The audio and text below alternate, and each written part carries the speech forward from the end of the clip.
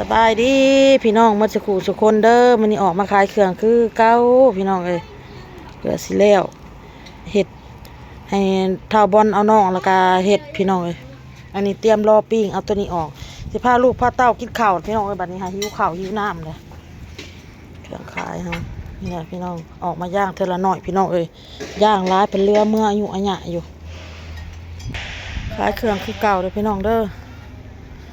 แม่น้อยขายคือเก้าพี่น้องเด็กไข่ลูกหมักซาลี่ต้มแล้วเป็นน้ำอัดลมรีต้มบนกระอุดโน้นเพิ่นทงหนึ่งมันแน่เนาะพี่น้องเนาะ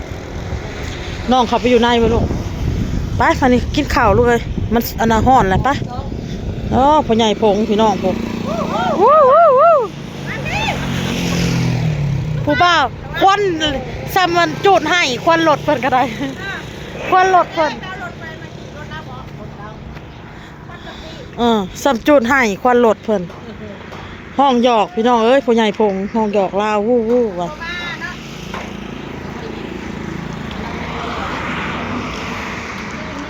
กินส้มกินข้าวแกงทองกินข้าวพี่น้องเอ้ย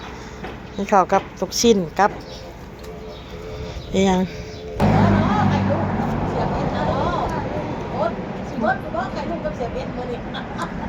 มากินข้าวพี่น้องรอบเดียวของมันผู้ที่รอบเดียวเนี่ยน่าจะออกกันเนาะเล่าจะใกล้จะที่จะออกก่อนมันเนาะจะยั้งไปนั่นเนาะเลยค่ะ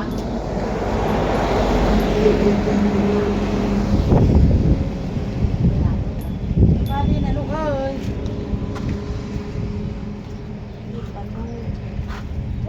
เอากาบกะลี่นะให้มันห่วง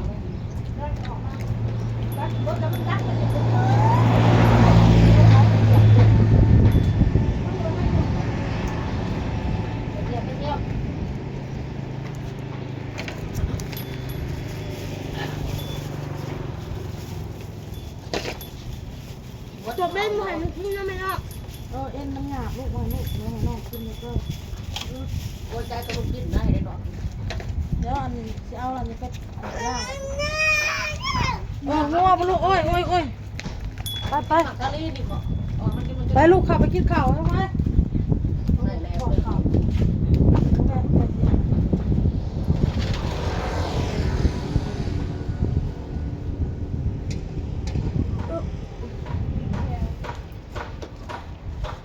แม่มานั่งกินน้ำเอื่อยนี่โทษสบายดีพี่น้องเอาแกงมาใหม่มาสดกูค่ะ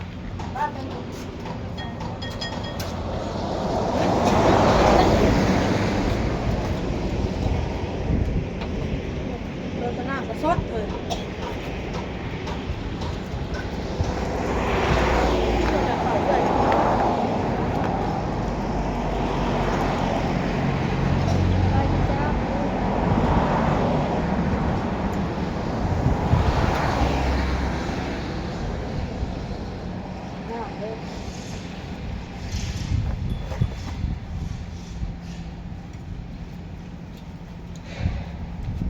เงียบเด้อมาดิ น้ำกินอะไรนะไปบีบให้น้องเลยไว้จอกมันนั่งเลย ดอกไงลูก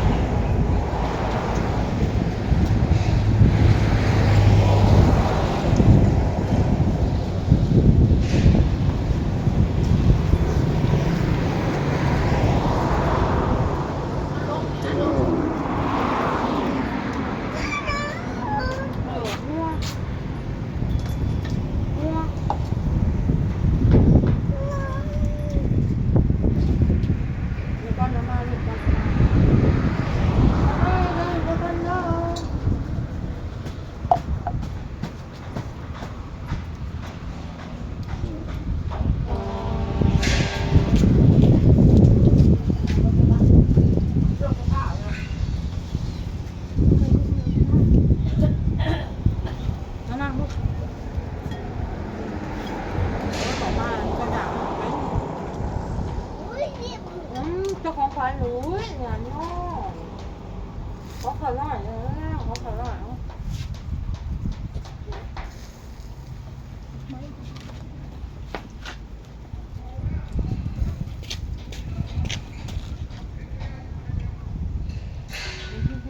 นี่ลูกเอานี่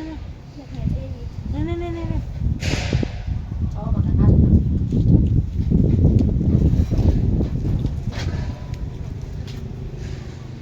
กูมาแต่ใครโซ่มาสิเกิด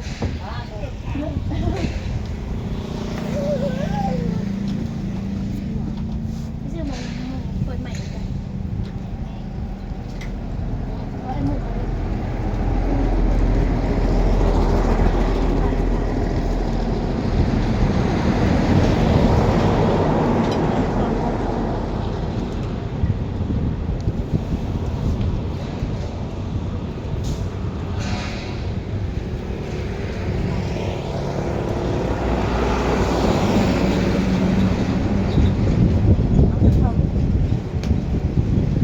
แซ่บกินน้ำกันหลายคนพี่น้องเลย แซ่บแซ่บ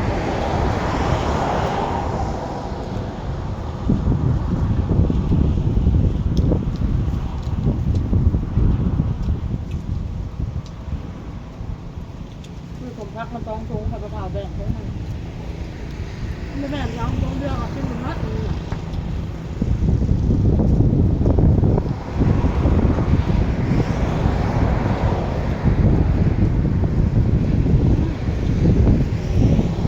ก็ทิ้งแดดกันกูหนาว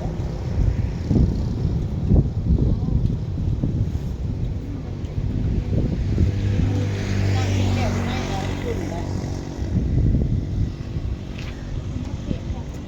เฮายืนอยู่ในเตาเอาไปในหูซึกอีหยัง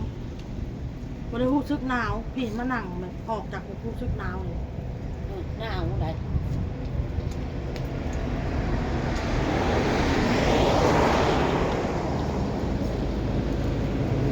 เฮ้ยเฮ้ย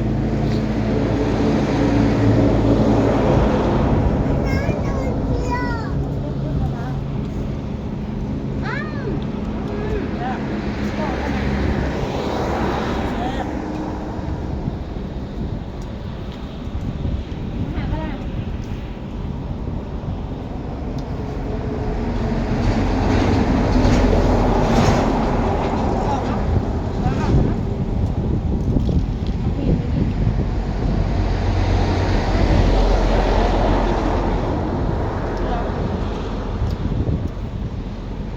เสียวนะพง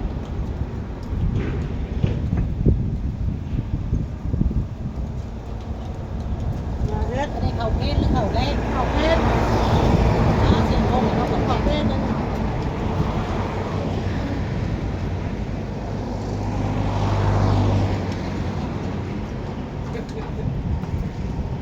เดี๋ยวพ่อมาต่อเดี๋ยวพ่อ หลับก็เออ ได้เอ็ดซุปหรอ เด็กเด็กอะเอาตัวสูง มา มา อันนี้อันนี้มาเดี๋ยวเอาท้องให้เลยนี่เอาท้องให้เลยนี่ เพิ่นเป็นเพียงขนาดบ่เพิ่นเป็นเพียงบ่น่ะ เอื้อยสิจับให้เอื้อยให้เอื้อยจับโน่